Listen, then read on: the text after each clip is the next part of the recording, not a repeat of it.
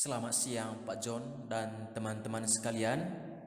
Saya Agustinus Mada, NIM 1822141153, merupakan salah satu anggota kelompok dari kelompok F yang akan menjelaskan materi tentang enhancing decision making.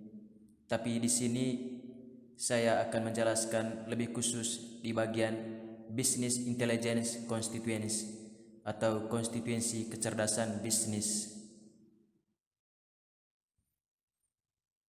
Bagian pertama, Business Intelligence Constituency atau konstituensi kecerdasan bisnis. Ada banyak konstituen berbeda yang membentuk bisnis modern perusahaan. Dalam bab ini, kami mengidentifikasi 3 tingkat manajemen. Manajemen pengawasan atau operasional yang lebih rendah, manajemen menengah, dan manajemen senior. Wakil presiden ke atas termasuk eksekutif atau manajemen level C, misal kaplan eksekutif, kaplan keuangan, dan kaplan petugas operasional. Masing-masing kelompok manajemen ini memiliki tanggung jawab yang berbeda dan kebutuhan informasi serta kecerdasan bisnis yang berbeda.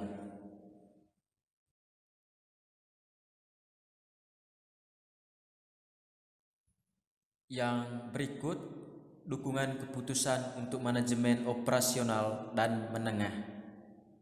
Manajemen operasional dan menengah umumnya bertugas memantau kinerja aspek-aspek utama bisnis, mulai dari waktu henti mesin di lantai pabrik, penjualan harian, hingga lalu lintas harian di perusahaan. Sistem informasi manajemen biasanya digunakan oleh manajer menengah untuk mendukung jenis pengambilan keputusan ini, dan keluaran utama mereka adalah serangkaian laporan produksi rutin berdasarkan data yang diekstrak dan diringkas dari sistem pemrosesan transaksi yang mendasari perusahaan. Nah, ini adalah contoh tabel aplikasi sistem informasi manajemen perusahaan. Perusahaan California Pizza Kitchen, aplikasi Inventory Express, mengingat setiap pemesanan restoran pola dan membandingkan jumlah bahan yang digunakan per item menu dengan takaran porsi yang telah ditentukan sebelumnya, yang ditetapkan oleh manajemen. Sistem mengidentifikasi restoran dengan porsi yang tidak sesuai dan memberitahu manajer mereka sehingga tindakan korektif akan diambil. Perusahaan Parmark, sistem informasi manajemen eksternet mengidentifikasi pasien dengan pola penggunaan obat yang menempatkan mereka pada risiko hasil yang merugikan. Perusahaan Black & Fit, sistem informasi manajemen internet melacak biaya konstruksi untuk berbagai proyek di seluruh Amerika Serikat. Perusahaan Taco Bell, sistem otomasi total operasi perusahaan memberikan informasi tentang makanan, tenaga kerja, dan biaya periode untuk setiap restoran. Yang berikut, analisis sensitivitas. Analisis sensitivitas merupakan analisis yang dilakukan untuk mengetahui akibat dari perubahan parameter-parameter produksi terhadap perubahan kinerja sistem produksi dalam menghasilkan keuntungan, atau memungkinkan pengguna untuk memvariasikan nilai tertentu untuk menguji hasil guna memprediksi hasil jika terjadi perubahan pada nilai tersebut. Model analisis sensitivitas memprediksi berbagai hasil ketika satu atau lebih variabel diubah beberapa kali. Analisis sensitivitas mundur membantu pengambilan keputusan dengan pencarian tujuan. Nah, ini adalah contoh tabel analisis sensitivitas.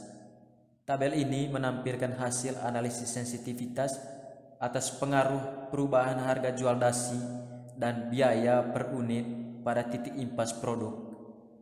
Ini menjawab pertanyaan apa yang terjadi pada break-even point jika harga jual dan biaya membuatnya masing-masing peningkatan atau penurunan unit. Yang berikut pivot table. Pivot table, sebuah tabel interaktif yang dalam waktu singkat bisa menampilkan ringkasan data dalam jumlah yang besar, dalam bentuk dan orientasi yang berbeda, serta mampu melakukan kalkulasi pada setiap item yang dibutuhkan dengan menggunakan cara perhitungan sesuai kebutuhan.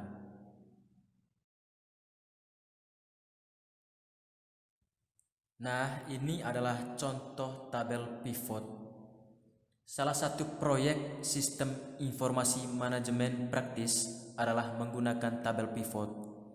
Tabel pivot ini biasanya digunakan oleh seorang manajer untuk menemukan jawaban atas sejumlah pertanyaan lain menggunakan daftar transaksi yang sama untuk perusahaan pelatihan online.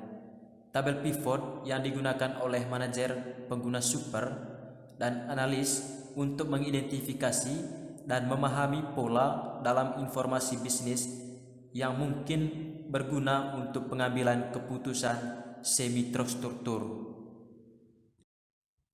Yang berikut, dukungan keputusan untuk manajemen senior, metode manajemen kinerja, kartu nilai seimbang, dan perusahaan. Ada dua bagian untuk mengembangkan sistem pendukung eksekutif. Pertama, memerlukan metodologi untuk memahami dengan tepat apa yang dimaksud dengan informasi kinerja yang benar-benar penting untuk perusahaan tertentu yang dibutuhkan para eksekutif. Dan yang kedua, perlu mengembangkan sistem yang mampu menyampaikan informasi ini kepada orang yang tepat secara tepat waktu.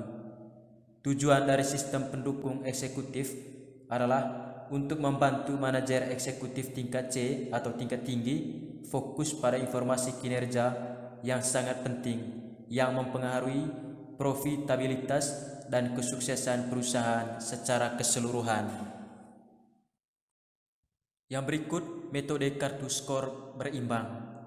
Kartu skor berimbang adalah kerangka kerja untuk mengoperasionalkan rencana strategis perusahaan dengan berfokus pada hasil yang dapat diukur pada 4 dimensi kinerja perusahaan, seperti keuangan, proses bisnis, pelanggan, serta pembelajaran dan pertumbuhan.